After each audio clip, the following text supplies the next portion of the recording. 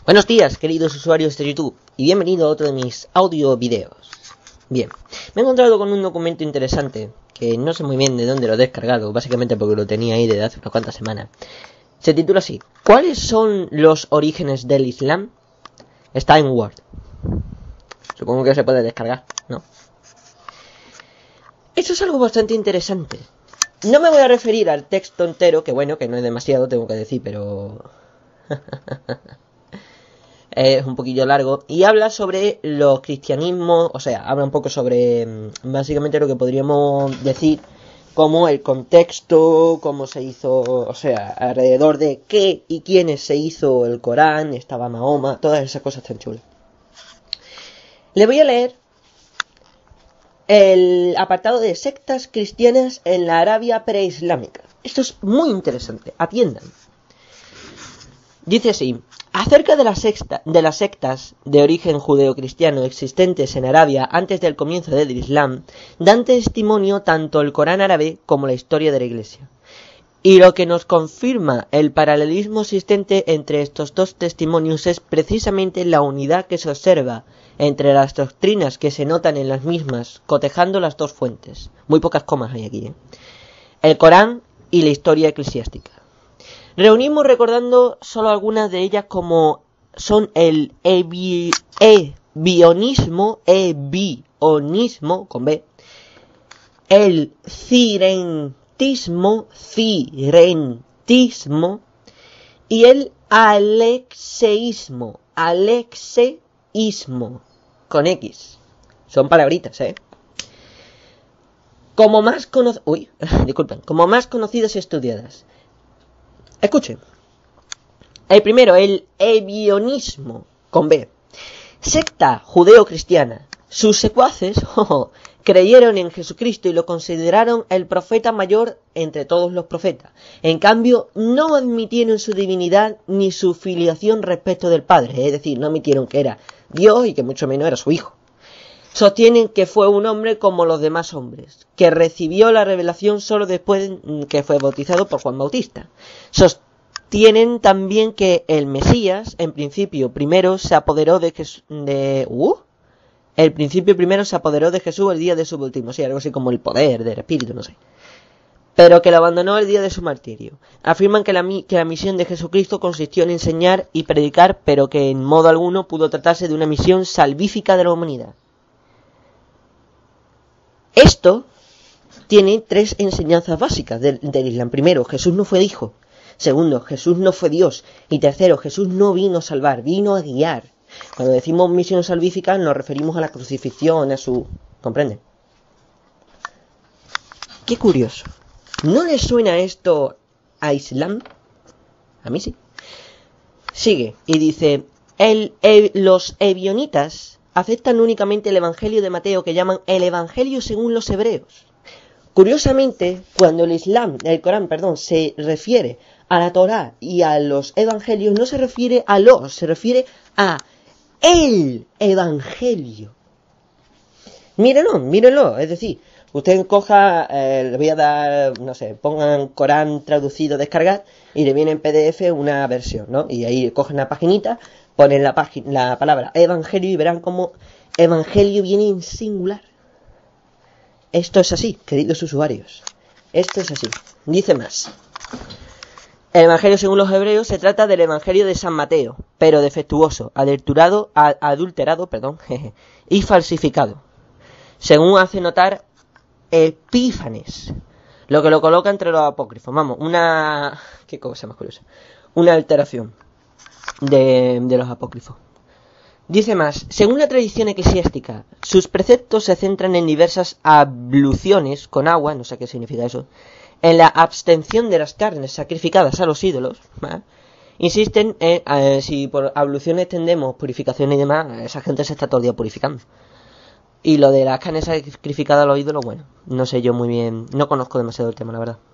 Dice más: insisten en las obras de justicia, el cuidado de los huérfanos, en eso insiste el Corán, de los pobres, de los menesteros y extraños, de los viajeros, Aconsejan preocuparse de los necesitados, dar de comer al hambriento, posada al huésped y al peregrino, eso es lo que viene en el Islam. Sí, bueno, de mayor o menor manera. En el Corán viene. Dice, el término ebionita significa pobre, en base a lo que enseñó Jesús, bienaventurados los pobres. En hebreo, bienaventurados los ebionitas, claro, porque ebionita significa pobre. Dice más, los menciona San Jerónimo en su libro Contra las herejías. De ellos hacen también mención Orígenes en su libro Contra Celso, en fin, libro de cruzados. Qué bonito. A esta secta pertenecieron la mayor parte de los sacerdotes del Corán, después de la destrucción de Jerusalén. Muchos de ellos, no, del Corán no, del Qumran. Muchos, bueno, no sé si será lo mismo. No sé árabe. Muchos de ellos emigraron y se establecieron en el Hijaz, donde recibieron la adhesión de alguna tribu árabe. Muy bien. Segundo, esto también es interesante, ojo. El cirentismo. Por su relación con el fundador de la secta, Cerinto, se distinguió por afirmar que el reino celestial del Mesías es igual que el terrenal. Ojo, el Jana, que creo que se llama así, o paraíso, Alá promete que va a haber arroyos fluidos, que se ve que hay árboles y plantas porque el reino celestial ahí está el árbol. Y se asemeja muchísimo, hay agua que ellos beben y disfrutan. Eso está en el Corán, ustedes búsquenlo, seguro lo van a encontrar. Dice más, o pregúntaselo a un musulmán, ya verá cómo les dice que sí. Dice más, y que el cometido de Jesús consistió en liberar a su pueblo del yugo de los romanos y extranjeros, y que su incumbencia es tanto política como social. Bueno, dice, profesó que el paraíso celestial es un cúmulo de goces carnales y materiales. No sé si materiales, pero goces carnales. Ustedes pregunten qué promete Alá. Alá promete un montón de mujeres puras, en fin, por cada hombre. ¿Para qué creen ustedes que lo promete? Hombre, yo no sabría qué decirle. Eso es así. Esto es así. Alá promete un montón de gozos carnales. No estoy seguro si materiales o no, pero carnales los promete a pares, a patadas. Desde luego. Esto es así. Damas y caballeros, pregúntenselo a un musulmán o léase el Corán. Dice más, materiales. Eusebio menciona a Cerinto cuando dice, porque amaba su cuerpo y era muy lujurioso, soñaba que el reino consistía en los goces que ansiaba, bla bla bla. Luego dice el alexeísmo, del fundador de la corriente religiosa Alexei, quien lleva el gnosticismo a sus últimas consecuencias. Sus secuaces se llamaron los poseedores de la ciencia. En el Corán aparece un montón de veces la palabra ciencia, ciencia, ciencia, ciencia. Os llevamos la ciencia. Con respecto a Jesucristo, profesaron que es un hombre como los demás, igual que el Islam, que el Mesías abandonó a Jesús un poco antes de su martirio. Cuando decimos el Mesías, parece ser que es una especie de encarnación extraña, es una posesión o algo así. Y que el Espíritu Santo, unas veces que confunden con la madre de Jesús, esto también lo hacen, porque si ustedes se ven bien, hay aleyas que dicen, ¿no?, en las que Jesús habla y dice, no vais a convertirme a mí y a mi madre en dioses como Alá. A mí y a mi madre en dioses como Alá. Esto era porque lo trinitario, ¿no? Para ellos la herejía trinitaria que circulaba por aquellos tiempos para ellos, pues no había llegado la del Espíritu Santo, sino era una trinidad de Dios, Madre y Jesús, vamos, Dios, María y Jesús. Esto lo pueden ver si ustedes teclean en ese mismo, si ponen en Google Corán traducido, descargar, les sale una versión PDF, ponen Jesús, la palabra Jesús, ustedes van buscando poco a poco y entonces encontrarán seguro enseguida una ley, que hay más de una que lo repite, que dice, ¿sois vosotros los que me habéis hecho a mí y a mi madre dioses como Alá? Sí, eso se encontrará. Esto es otro tiempo, desde luego. Y otras lo confunden con el ángel Gabriel. En esa misma página verán al final, si teclean Espíritu Santo, verán al final un comentario que dicen que a veces se refiere al Espíritu Santo y a veces se refiere al ángel Gabriel. Es decir, esto está calcado. Es decir, el Corán está calcado. Está calcadísimo de esto, de estas tres sectas principalmente. No se pueden imaginar ustedes cuántas similitudes se encuentran. Calcadísimo. Calcadísimo. Más. Y pretende Alexei que este mismo ángel le entregó un libro que hizo bajar del cielo, donde había permanecido guardado en una pizarra sagrada. Vaya. Muy similar. De hecho, hay una ley, esto lo pueden buscar en la del hierro. En la sura del hierro, que es la 55, que memoria tengo, al final viene algo así como: os hicimos bajar la escritura y la balanza. Os hicimos bajar la escritura. Sí, ya sé que lo puede decir de una manera un tanto metafórica, ¿no? Porque a Mahoma no se le bajó un libro. Pero, fíjese usted, que está muy relacionado. Bueno, vaya usted a saber si lo decía en ese momento en forma... en fin, esto ya es entrar en mucha especulación. Dejémoslo en eso. Una pizarra sagrada le enseñó el arcano y los misterios de la ciencia. Estos son los testimonios aportados por la historia de la Iglesia tocante a algunas sectas cristianas, y concuerdan, según parece, con los testimonios del Corán árabe, al menos en los temas más importantes, como por ejemplo divinidad de Jesucristo, el ser considerado un gran profeta, la sustitución que tuvo lugar en el momento de su crucifixión. Es decir, que Jesús no fue crucificado, sino otro en su lugar. Dicen, el Corán dice, y no fue crucificado, sino que les pareció así. Claro, ¿no? No fue crucificado ni lo asesinaron, es decir, ni lo crucificaron ni lo asesinaron. Existen dos tradiciones con respecto a eso, que era la siguiente. Una, que Jesús no tenía el cuerpo de Jesús, es decir, que Jesús era el Mesías, efectivamente, pero tenía un cuerpo humano de cubierta. Y entonces cuando lo crucificaron, pues solo crucificaron el cuerpo humano de cubierta. Y cuando murió, solo murió el cuerpo humano de cubierta. Pero después esa especie de corteza humana se desharía y quedaría el Mesías realmente y subiría al cielo. Y otra es esa, que dice que un discípulo se volvió tan fervientemente creyente que se transformó en Jesús. Es decir, se hizo como su gemelo. Y entonces pues fue a ese al que crucificaron. Y según la historia, ¿no? Jesús estaba entre la muchedumbre y decía a uno de los suyos: ¿ves ese? Pues ese que está ahí no soy yo. Qué cabrón. Hombre, pues sí, la verdad.